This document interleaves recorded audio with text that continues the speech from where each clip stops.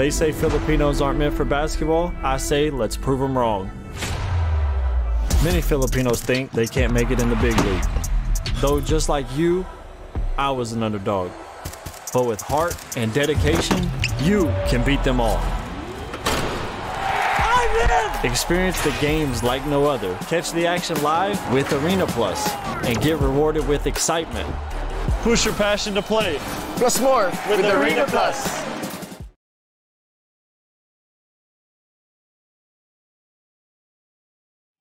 Internet Plaza, Karinderya, Energy FM, nagbibigay saya. Huwag mong sabihin radyo, sabihin mo Energy. Pangga, Energy kaibigan mo. Pangga, Energy ang numero uno. Agad tumango na at isigaw mo. Same, pero iba. Huwag mong sabihin radyo, sabihin mo Energy.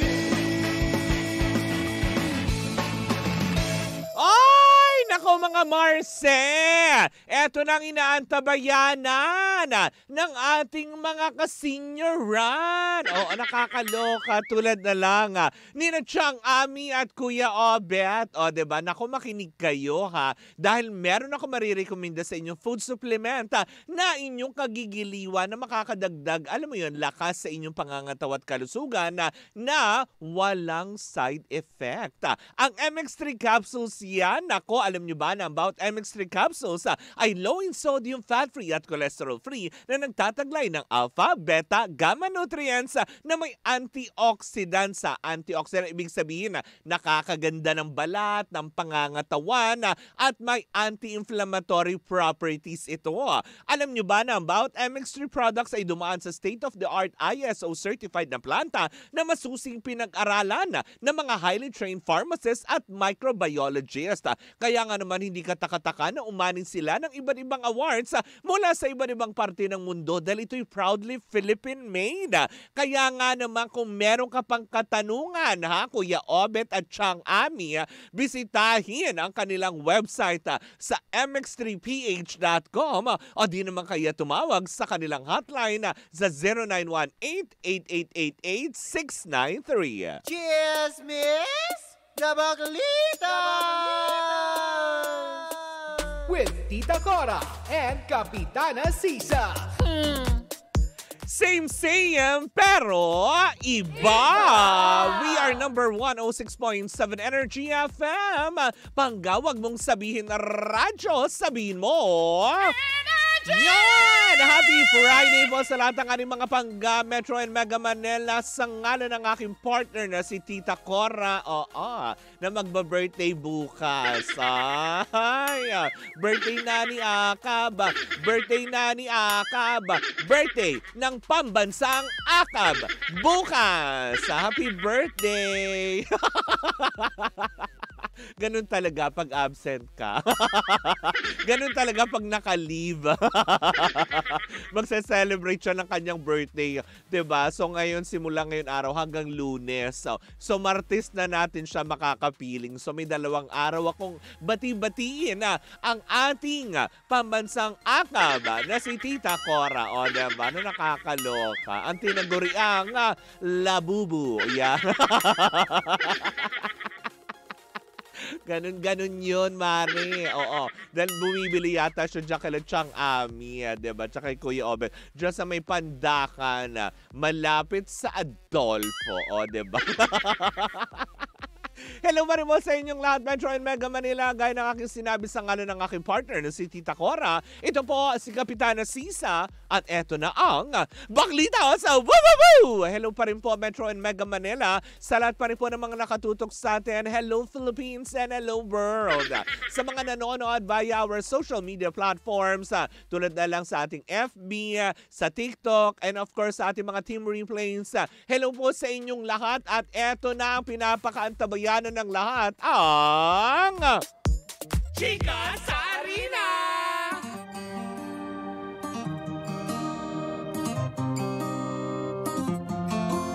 Huwag matakot sa hamon ng buhay. May mga baklang nakalalay. O, diba? Ganun talaga. Hindi na sa Mumbai aalala. Sa bakla na ngayon.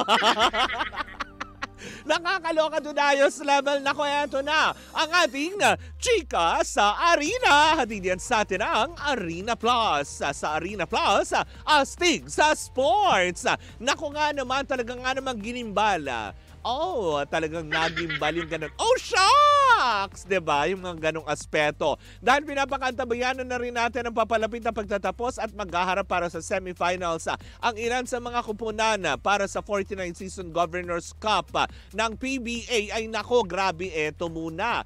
Bago pa man din, diba, ang kanilang labanan mamayang gabi. Kasi diba, muling magtutunggali ang San Miguel at ang Converge. Kung saan nga naman kailangan patunayan ng San Miguel na sila ang karapat-dapat sa pwesto. Pero sabi ng ilan, payagan kaya ng Converge na makuha nila ang pangalawang pwesto sa semifinal round? Well, malalaman natin yan mamayang gabi. Dahil ang kanilang, alam mo yun, Game 4 na tinatawag ay mamaya natin malalaman. Sakaling talunin sila ng Converge, ay nako, mukhang magkakaroon pa ng laban sa linggo at sa linggo magkakaalaman kung tuluyan na nga bang magpapaalam ang San Miguel o ang Converge dahil marami naman din sa mga sports analyst. Wow! Sports analyst! Hindi ba pwede mga, alam mo yon, mga nakikitaya lang sa ending, ganyan. Marami nga naman din daw ang nagsasabi na posible nga daw na makuha daw ng Converge ito, 'di ba? Kung sakali naman din magiging magandang labanan nila ng koponan ng Ginebra San Miguel. Kasi nga 'di ba ngayon para nakikitaan ng medyo, alam mo 'yon, ang hihina na nga ba ang mga San Miguel Beermen, 'di ba? Dahil sa kanilang laban dahil nung kamakailan lamang or noong Miyerkules, 'di ba? October 2, 'di ba, naganap na ang opening game ng East Asia Super League kung saan nga naman natalo na naman ang San Miguel Beermen sa laban nila against Korea. Tinambakan sila by 6 points ng bansang Korea. Anyong! Ganon. Hindi ba dapat kumakan silang chamina, waka, ay hindi, Africa yun. Nakakaloka. Doon nga, samantala naman, ang Meralco naman ay umariba against Macau sa score na 97 versus 85, diba? Sa pagkakataong ito dahil last season ng EASL or ng East Asia Super League kung saan nga naman lahat ng mga Asyano, wow! Lahat ng Asyano, ano itong pag-aaklas? ay maglalaban-laban para sa game match na ito. Kumbaga, this is their third season ng EASL. Nung last season pala, ang nakapasok ay ang koponan from PBA teams, ang koponan ng Meralco at ang TNT, pero hindi pinalad na makapasok sa semifinal round.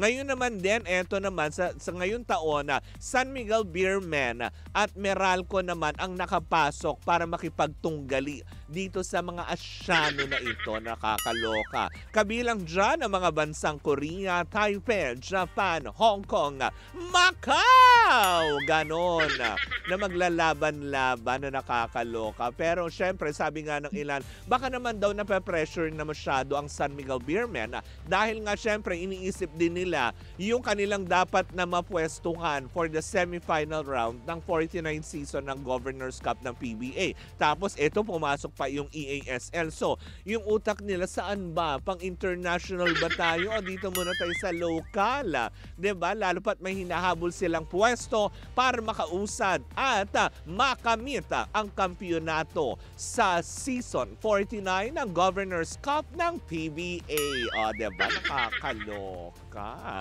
Pero bago tayo tuluyang magtapos, alam niyo ba, eto sigurado ako. Kung wala pa kayong mga Arena Plus sa inyong mga cellphone, i-download nyo na yan para makapanood kayo ng mga live games dyan na nakakaloka. At alam nyo din ba na tinanghal bilang Best Sportsbook Operator ang alam mo yung Arena Plus sa 2024 Sigma Asian Awards dahil kaastig natin dyan ang mga Pinoy, ang Pinoy basketball sensation sa mundo ng PBA na si Scottie Thompson.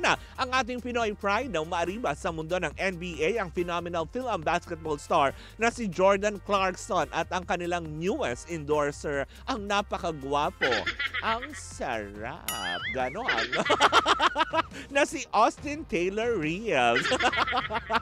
Kaya nga naman kung wala ka bang Arena Plus sa iyong cellphone, download Arena Plus app now in App Store or you can watch it live on arenaplus.ph. Sa Arena Plus, astig sa sports. At paalala lang po, game is 21 years old and above.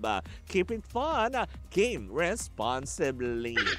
Nakakaloka. At dyan muna natatapos ang ating chikahan para sa Chika sa Arena. Hatid yan sa atin ang Arena Plus, astig sa sports.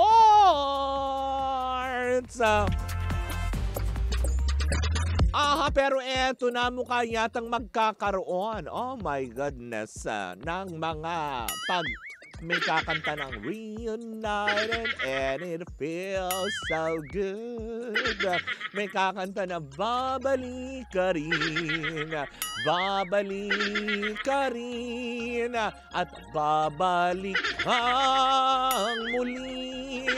Dahil itong ating ichichika, dahil bigla na lang itong umusbong at medyo mainit na pinag-uusapan ngayon on social media, ang pagbabalikan daw di umano ni Bea Alonzo at Dominic Roque. Love is lovelier the second time around. Yun nga sabi nila, diba?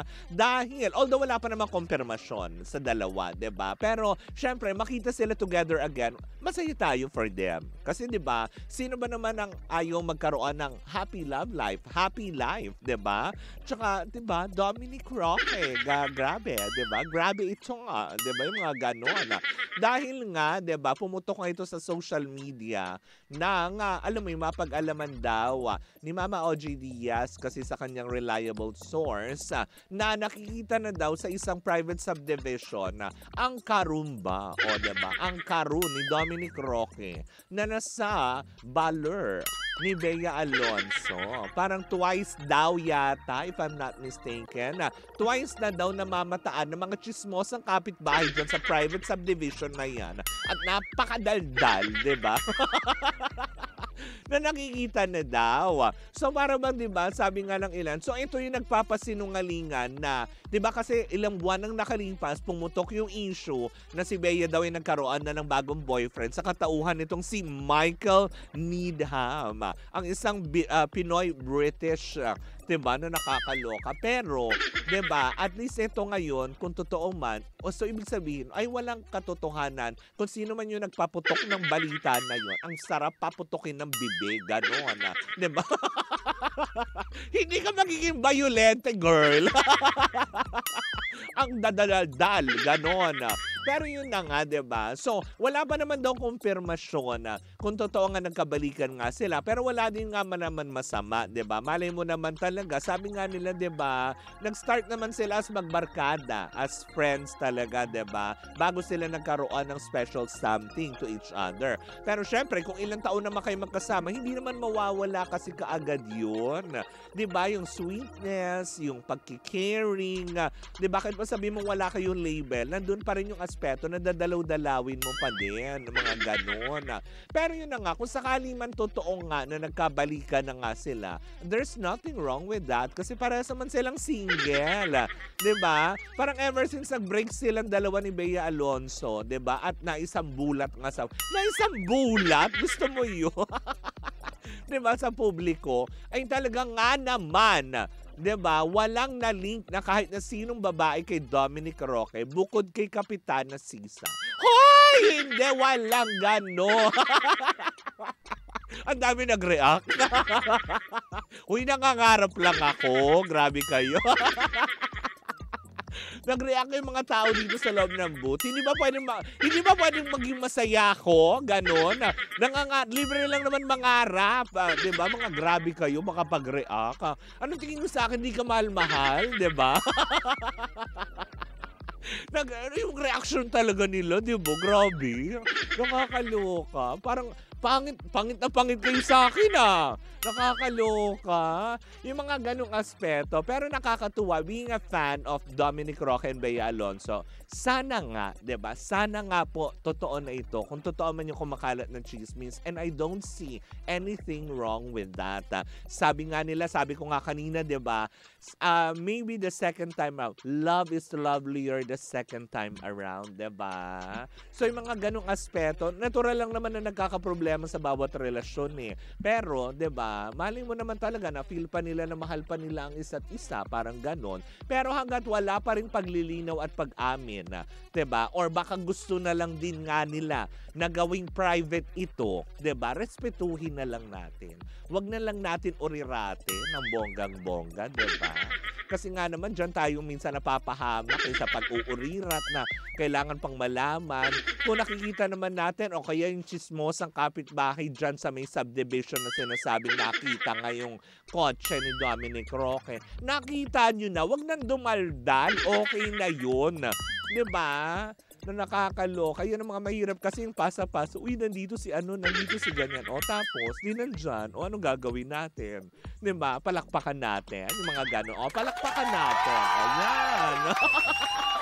Nakakaloka. Pero yun na nga, diba? Like what everybody says, diba? Aantayin pa rin natin ang konfirmasyon at pag-amin sa kanilang dalawa. Hindi natin kakailanganin na tipong tayo ay magbida-bida, magpakauna-una sa kanila. Then sila tong may buhay na yan. Kung gusto nilang hindi i-share sa publiko, well, so be it, respetuhin natin. Yun lang ang pwede nating ibigay sa kanila. Maging masaya na lang tayo kung totoo man na nagkabalikan sila and they deserve that. Diba? Yung mga ganong aspeto. Ako naman deserve ko din naman kahit naman sino, diba? Pero, diba, mabibigyan lang naman ang chance. Ba't ko na naman naisingit yung sarili ko? But anyways, mga pangga, yan diba? Yan ay kumalat pa lamang naman at wala pang kumpirmasyon. Uulitin ko wala pa pong kumpirmasyon sa kampo ni Bea Alonso at ni Dominic Roque. Kumaga parang wala nagkukumpirma, wala pa rin naman din nagdi-deny. So, antayin pa rin natin kung ano man ang kakahinatnan nito, diba? Kung talagang oo man, like sinasabi ko kanina, masayang-masaya ako for you guys kung totoo man yan talaga. Diba? But anyways, mga panggayan po muna ang ating unang chika for today's video. Sa aking pagbabalik, naku, mamimigay ako ng 500 pesos. Ay, kung ano man yan, sama-sama natin makatutukan yan. Siyempre, dito po lamang yan sa number 106.7 Energy FM. Panggawag mong sabihin na radyo, sabihin mo...